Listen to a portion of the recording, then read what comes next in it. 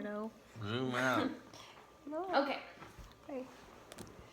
so can't even see my. Okay, so the meaning of Make sure record. I can see you. He doesn't have to see you. Oh. Okay, record the meaning of a mixed number in your math journals. I have written it on the board. And then, in your own words, tell me what the meaning of a mixed number is. Here's your journal. So on the board it says, a mixed number is the sum of a whole number and a proper fraction. Here's the board.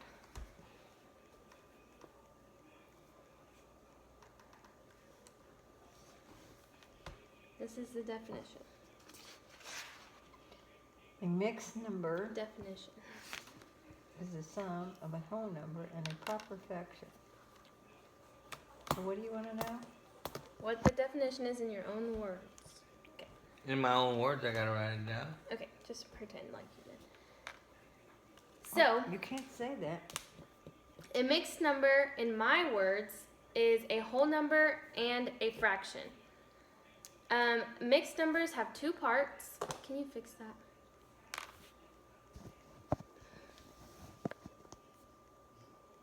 Mixed numbers have two parts. A whole number part and the fraction part. A mixed number looks something like this. And this one is 1 plus 1/3 equals 1 and 1/3. Okay. So now we're going to use fraction circles or pies to model the 1 and 1/3. This represents a one whole circle next to a circle that only has 1/3 shaded in. So it looks like this. 1 and 1/3. Okay, I got it, teacher. Good.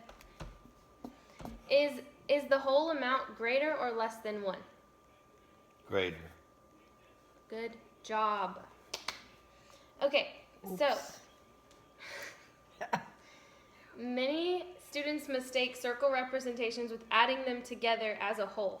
So some may say that this is 1, 2, 3, 4 out of 1, 2, 3, 4, 5, 6 and write 4, 6.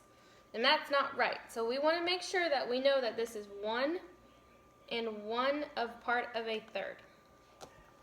Got it? No, it's 1/3 part of 1. Yeah. Same thing. Got it. Okay, so now let's turn these into improper fractions. So what we're going to do to do this is first, you're going to multiply your denominator by your whole number and then add that to the numerator. So it looks like this. If we use the circle trick, we're going to multiply the bottom to the whole number, get that answer, add it to the top, and then write it. So, and keep your denominator. So if we did that, it would look like this.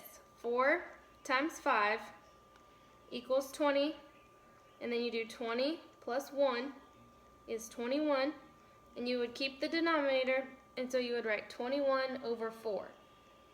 And that would be your improper fraction for that. So, let's practice this. I gave you your worksheets, so here they are. So for the first part, we're going to practice writing what mixed numbers the picture of the pie illustrates. So read the mixed numbers and remember to use and in between the whole number and part of the fraction parts when you're reading it out loud. So have time 1 to work on and this. 2/5.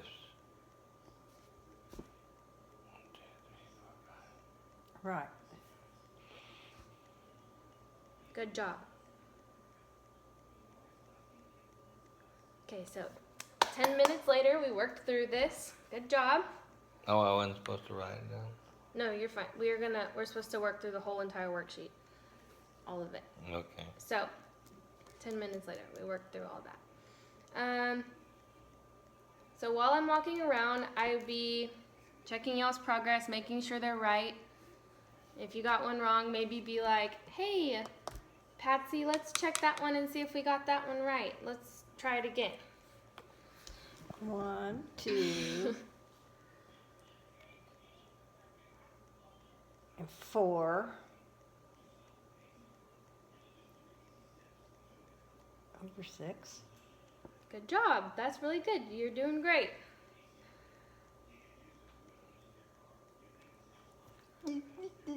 Maybe 3, 2. 2. Good job. Okay, so let's go over all the answers to this worksheet. Let's go over all the answers to this worksheet. Okay. So, the first one, how did you get it? I had 1 2/5 because I counted that there were 5 spaces in there and there were only 2 of them colored in, so that's 2/5. And all these are colored in, that was 1. Good job. That's awesome. And how did you get the first one on this part? Me? Mhm. Well, No, this No, part. the bottom part there. oh, I haven't done it yet. Oh, you should have. You didn't tell me. You want me to do this? 1 and Yeah, show me how you do it. 1 and 1/2? Mhm. Okay, I'm gonna draw a circle and I'm gonna put 1, 2, 3, 4, 5, and that's gonna be 1. And 1/2. Ooh. 1/2 of Aren't you supposed to make improper 1, fractions 2, here? 3, 4, No, you're 5. supposed to draw the pie charts. Oh, you're supposed to do this? Why would you put 5? Well, 1, 2, 3, 4, 5. So what was the denominator on that one? 2/5. Mhm. So what's the denominator on A down there? 2. Mhm. So how many sections should it have?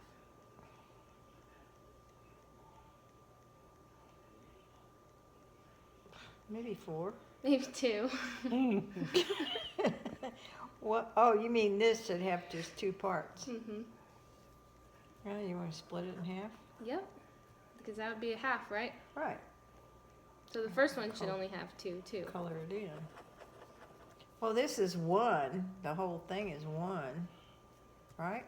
Yeah, but it should still only have 2 because it's only representing. All your circles should have. Well, this is only 1. Yes, but it should be split in half and then all colored in. Oh, it should be split in half. Oh, I see, because this is 1. Okay. Because that's why this one has 5 because the fraction is fifths. Oh, I got And it. this one has 6 because the fraction is 6. Okay. How's that? Yours looks better than mine. Good. I better redraw this.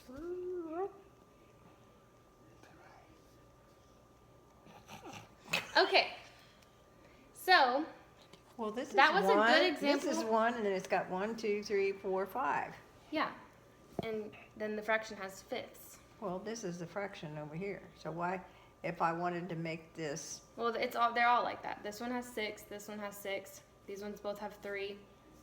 These ones all have 3. These ones all have like 20.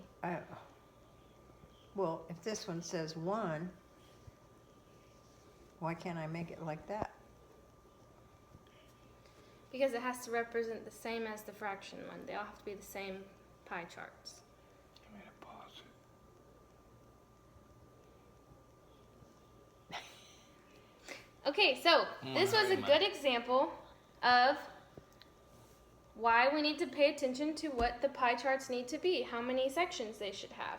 We always need to Right. remember to have the same amount of sections as the denominator on all the pies.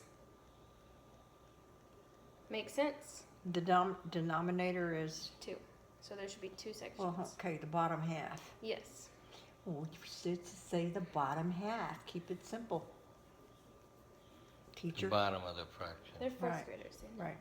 Okay. Well, I know, but if you say the bottom of the half is the denominator, right? Can I pause this? No. Okay.